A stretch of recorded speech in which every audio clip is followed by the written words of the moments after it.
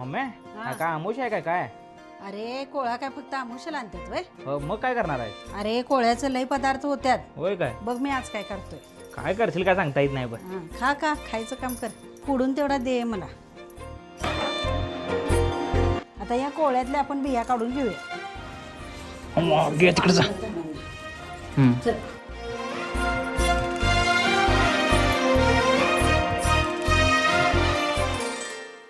अगं मम्मी काय कोवळ्याचं काय करायली आहेस अरे कोळ्याचं सांडगं करणार आहे मी. अगं ते नेहमी करतेस ते करणार नाहीस अरे ते पण करतो की हे झाल्या पुढच्या वेळी. काय वेगवेगळे करालीस की मग वाळवणचं करायला नको वय. चालतंय चालतंय कर कर बघा अशाच वेगवेगळ्या रेसिपी आपल्या पेजवर येत असतात त्यामुळे लगेच फॉलो करा